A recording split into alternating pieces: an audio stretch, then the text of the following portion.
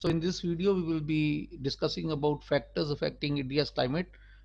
In the last video, we had talked about latitude. Now, latitude is angular distance from the equator, and if you want to see latitude, here it is latitude.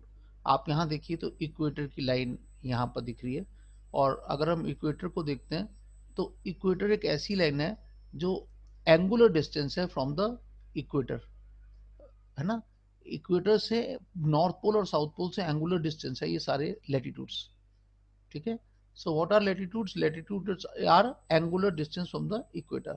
और जितना हम book की अगर हम देखें तो book में हमने क्या पढ़ा था कि tropic of cancer passes through India. तो ट्रॉपिक ऑफ कैंसर तक direct rays of the sun पड़ती हैं, we had discussed in the last topic. And वही चीज हम इस पीपीटी में भी देख रहे हैं कि ये जो ऊपर यहाँ पर एक लाइन है, यहाँ पर ट्रॉपिक ऑफ कैंसर होता है, और वो क्या कह रहा है कि इस पर्टिकुलर लाइन तक सन की रेज डायरेक्ट पड़ रही होती हैं, और यहाँ पर भी। Yes Avram? Yes, sir. हाँ, तो ये जो यहाँ से यहाँ तक का एरिया, यहाँ पर direct rays of the sun पड़ती हैं, और ये एरिया ज़्यादा हीटेड हो जाता है। और दूसरा फैक्टर जो बुक कह रही है, उसने डिस्कस किया था, वो था ऑल्टीट्यूड। ऑल्टीट्यूड मतलब हाइट।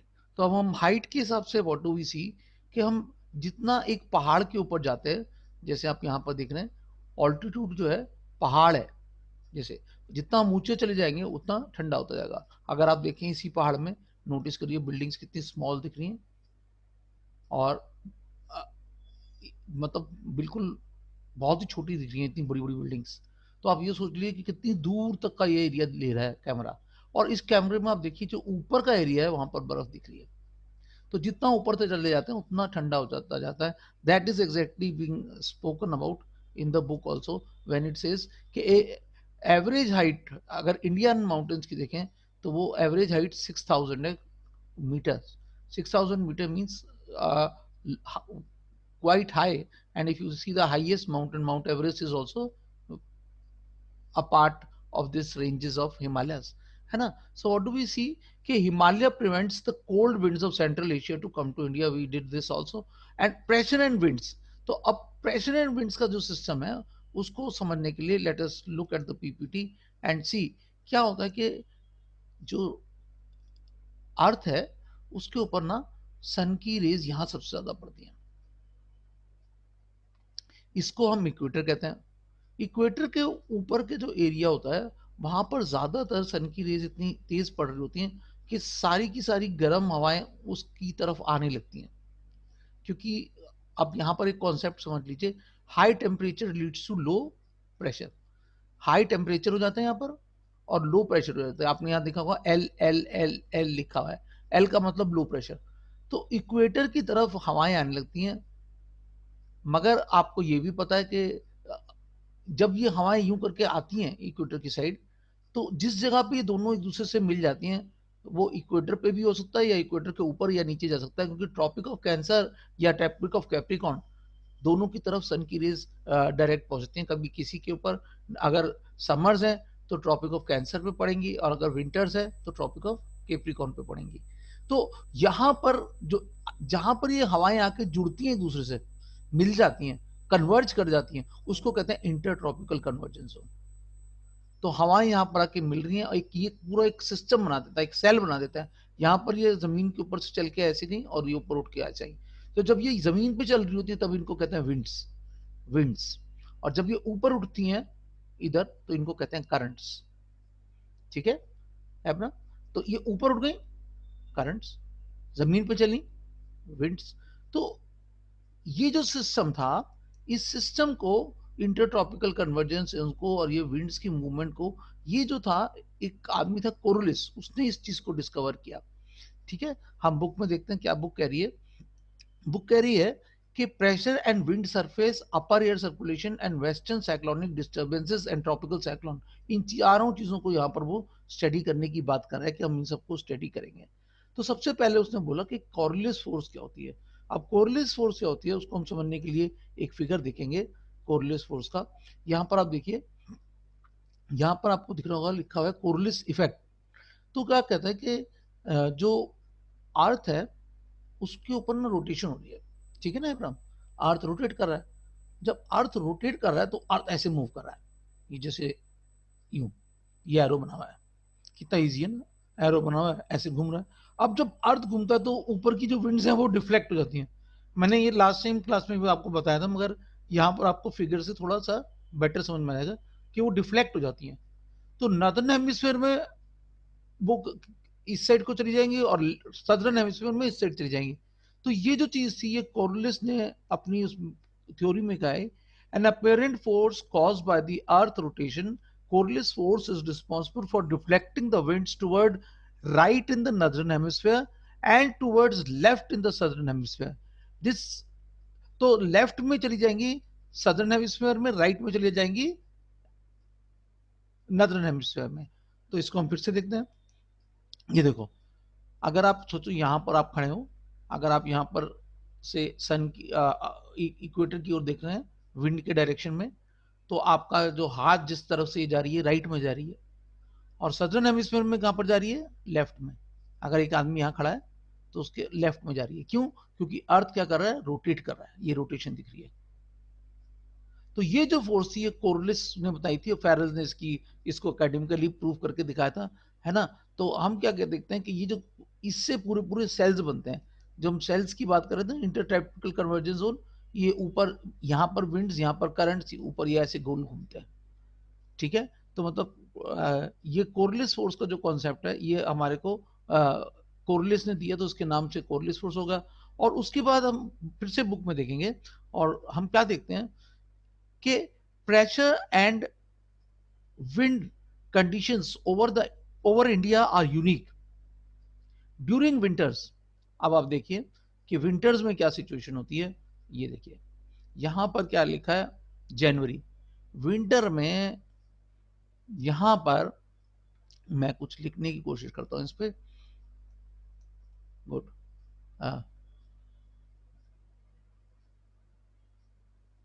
या तो इस, let me annotate, that will be better.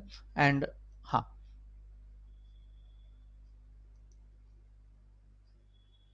यहां पर आप क्या देखते हैं कि जो ये एरिया है, इस एरिया में यहां पर सर्दियां, विंटर में, विंटर्स में टेम्परेचर हाई होता है या लो होता है बेटा? लो होता है। तो टेम्परेचर अगर लो है, टेम्परेचर अगर लो है ना, अगर टेम्परेचर यहां पर लो है तो प्रेशर क्या से होगा? प्रेशर हाई होगा। वेरी गुड, आपको तो लॉ पता है बिल्कुल एग्जैक्टली। तो क्या लॉ यही है कि जहां पर टेम्परेचर हाई, टेम्परेचर अगर लो होगा तो प्रेशर क्या हो जाएगा, हाई हो जाएगा। तो यहां पर हमने क्या देखा कि यहां पर टेम्परेचर लो हो जाता है, प्रेशर हाई हो जाता है। तो अगर हाई प्रेशर होता है तो हवाएं वहां से बाहर को भागती हैं, तो विंटर्स में हवाएं बाहर भाग देती हैं। और समर्स में बिल्कुल ऑपोजिट होता है। समर्स में क्या होता है, समर्स में हवाएं यहां पर आ जाती हैं। क्यों? क्योंकि यहां पर टेम्परेचर जो हो जाता है हाई हो जाता है।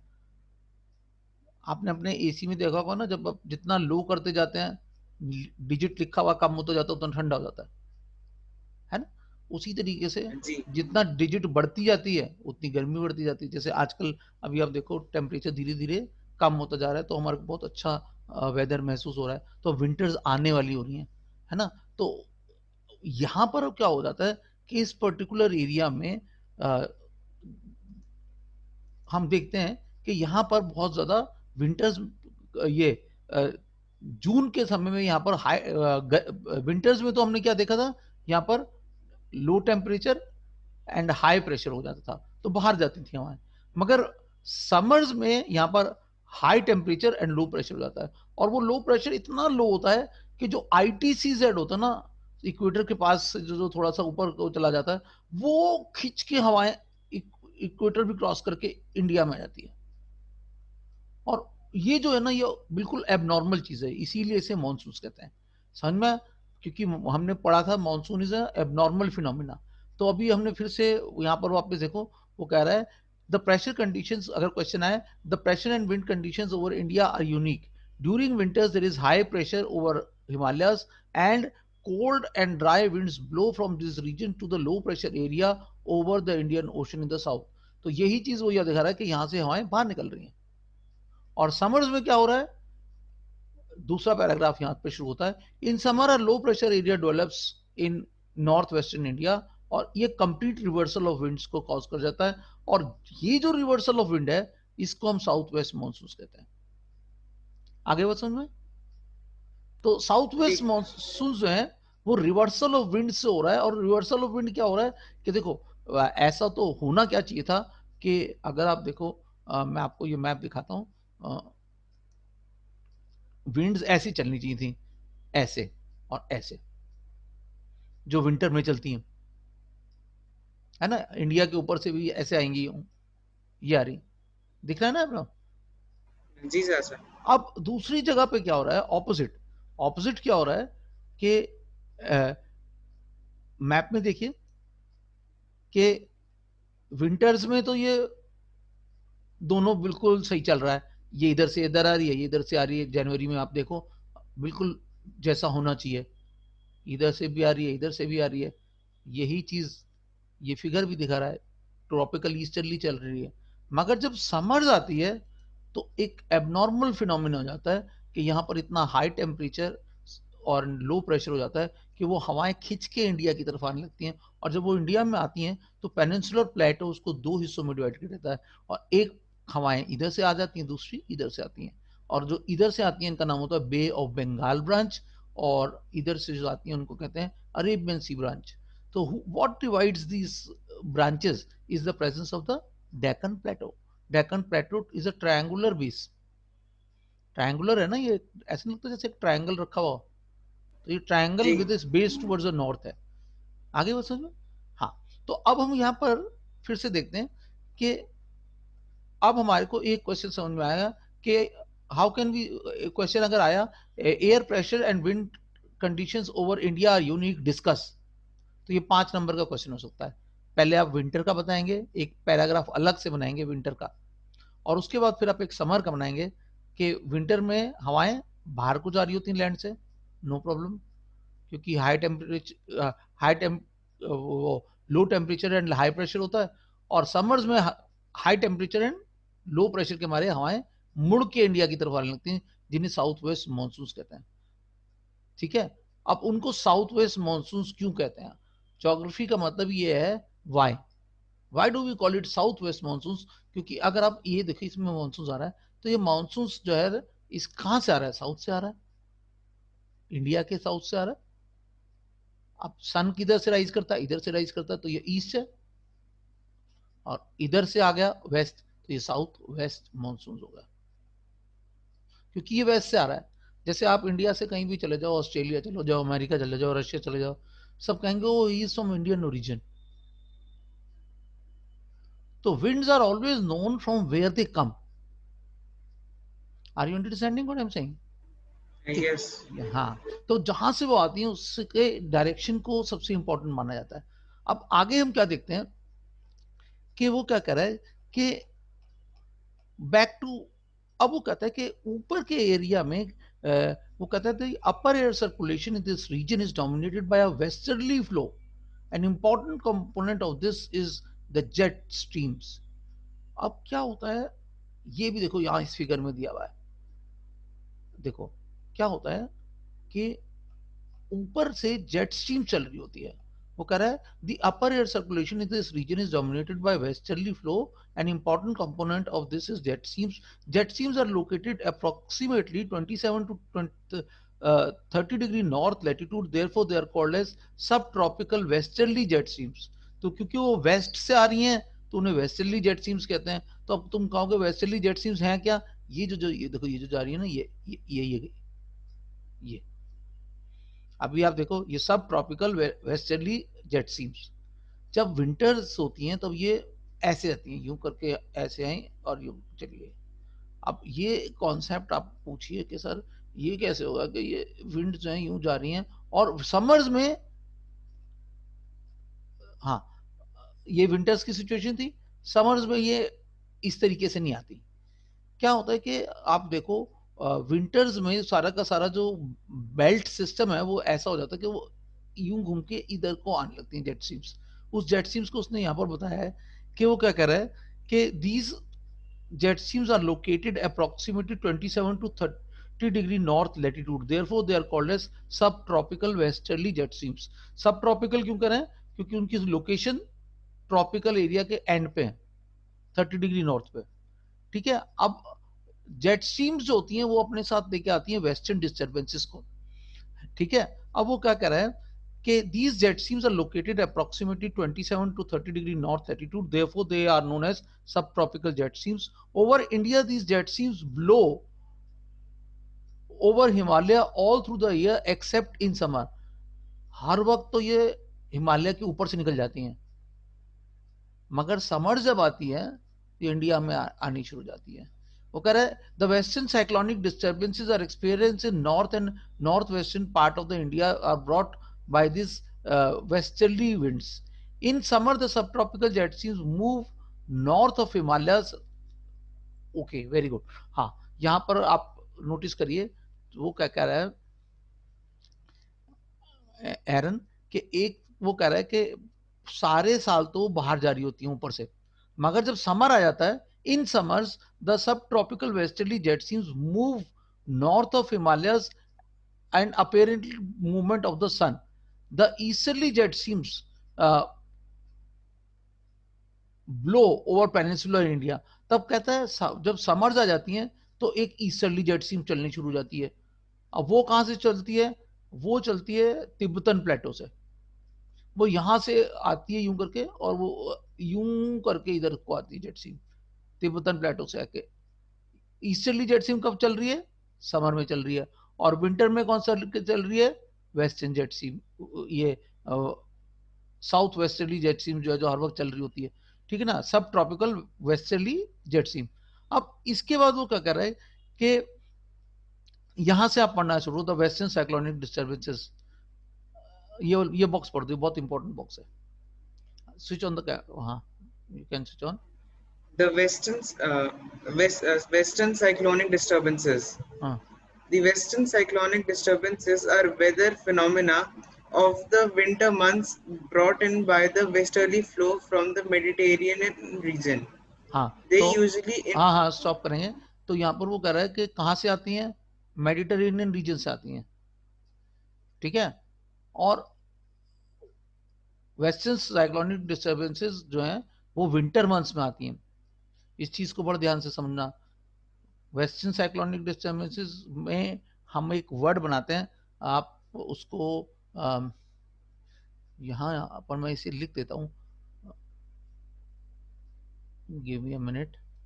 यस, हाँ, लिख देते हैं। ये देखो, एक डब्लू, ओ माय माय, इसका साइज छोटा करना पड़ेगा।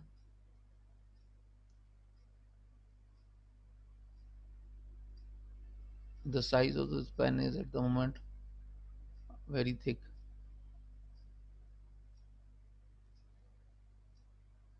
so I need to remove this. I don't know how to remove this, and the pen is, I have to reduce the size. Wait, good। वो कह रहा है वेस्टर्न जेट स्ट्रीम्स विंटर्स में आती हैं। I should change the colour also. ठीक है, और दैट विल बी बेटर। एक तो विंटर में आती हैं, वेस्ट से आती हैं। ठीक है, आपने कंप्यूटर में देखा होगा एक वर्ड होता है डब्ल्यू डब्ल्यू डब्ल्यू, वीट के लिए अच्छी होती हैं। ये स्टार्ट कहां से होती हैं? ये स्टार्ट होती हैं मेडिटेरेनियन सी से। समझ में? और जी हाँ, तो अब आप ये पूरा पैराग्राफ पढ़ दो। हाँ, starting से हम्म western cyclonic disturbances. Hmm The western cyclonic disturbances are weather phenomena of the winter months brought in by the westerly flow from the Mediterranean region. They usually influence the weather of the north and northwestern regions of India. Tropical cyclones occur during the monsoon as well as in October-November and are part of the easterly flow. These disturbances affect the coastal regions of the country. Have you read or heard about the disasters caused by them on Orissa and Andhra Pradesh coast? हाँ, तो geography कहाँ पर confusing हो जाती है, या वो उसका कंफ्यूजन का एक बहुत बड़ा कारण जो हमारी बुक्स में है वो ये है कि वो एक टॉपिक के अंदर दूसरा जोड़ देता है। पहले उसने बोला western cyclonic disturbances are winter phenomena of the winter months brought by the winter flow from the Mediterranean region. तो एक तो हो गया विंटर में आता है, विंटर मंथ्स में आता है, जेट्स है ना, वेस्टर्न साइक्लोनिक डिस्टर्बेंसेस कहलाता है, मेडिटेरेनियन सी से चल के आता है ना। और वो क्या कहता है, and influence the north and north western part of the region. अब ये यहां पर अगर आप नोटिस करें तो इस पर्टिकुलर जगह पे ट्रॉपिकल साइक्लोन शुरू हो जाता है। ये वेस्टर्न साइक्लोनिक डिस्टर्बेंसेस की बात कर रहा है, अब ये ट्रॉपिकल साइक्लोन्स की बात करने लगा जो अक्टूबर एंड नवंबर में आते हैं। और वो क्या कहते हैं, वो उनका फ्लो क्या है, वो ईस्टर्ली फ्लो है। मतलब ये एक दूसरी टॉपिक शुरू होगा, the disturbance affect the coastal region, और वो उड़ीसा और आंध्र प्रदेश में तूफान बहुत मचाते हैं। तो ऊपर वाला वेस्टर्न साइक्लोनिक डिस्टर्बेंसेस हैं, तो ये बहुत ही इंपॉर्टेंट कॉन्सेप्ट है। देखो विंटर्स में वेस्टर्न साइक्लोनिक डिस्टर्बेंसेस आते हैं। अब आप पूछो सर वेस्टर्न साइक्लोनिक डिस्टर्बेंसेस होते क्या हैं, बेटा बताओ क्या होते हैं वेस्टर्न साइक्लोनिक डिस्टर्बेंसेस। जो पानी के अंदर साइक्लोन्स ले आते हैं ये जो वेस्टर्न हाँ साइड ऑफ द हाँ कोस्ट में। नहीं, ये दोनों को मिक्स करने लगे आप। क्या है, वो ट्रॉपिकल साइक्लोन होता है जो जो तूफान लाता है, मगर पानी जरूर लाता है। वेस्टर्न जेट स्ट्रीम्स जो होती हैं वो आपने पढ़ा था ना भी, वेस्टर्न जेट स्ट्रीम्स अपने ऊपर कुछ लेके आती हैं, एक वो कन्वेयर बेल्ट की तरह आ रही होती हैं। अभी आप यहाँ देखिए वेस्टर्न जेट स्ट्रीम्स का अगर यहाँ फिगर है तो हाँ हाँ, यहाँ पर ये जो जेट स्ट्रीम्स है ना वो ऐसे चल रही होती हैं, इनका डायरेक्शन पूरे वर्ल्ड में ऐसे होता है, काउंटर। समझ में, बिल्कुल ऑपोजिट चल रही है ना, ये देखो सब ट्रॉपिकल वेस्टर्न जेट स्ट्रीम ऐसे जा रही होती है।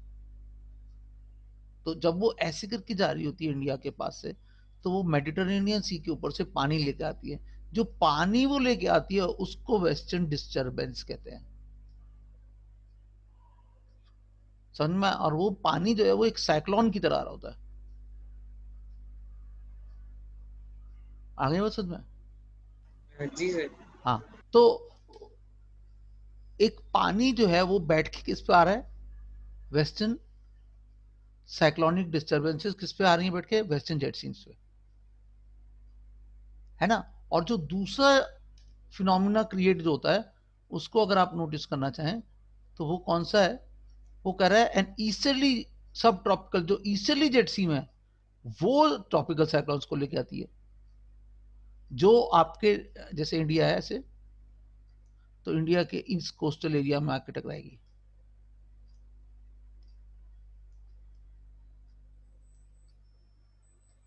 अंडरस्टूड। तो इस तरीके से वो जी। यहां पर आके टकरा जाएगी। तो ये आपका होगा कौन सी ट्रैप, जो आपकी ईस्टर्ली फ्लो है। और western jet seems north of India में आएंगी। आप ऐसा देखो, जैसे ये इंडिया का मैप है, तो पंजाब और हरियाणा की साइड से वो आएंगी और ऐसे जाके इंडिया में मॉइस्चर को ले आएंगी। अगर आपको बताओ, मैंने बोला था ना विंटर्स में आती हैं, और किसके लिए अच्छी होती हैं, वो होती हैं अच्छी, बीट के लिए। हाँ वेरी गुड, वीट के लिए आती हैं, के लिए बहुत अच्छी होती हैं। तो ये चीज़ें हमने बहुत अच्छी तरीके से समझ ली कि what are western jet streams, है ना।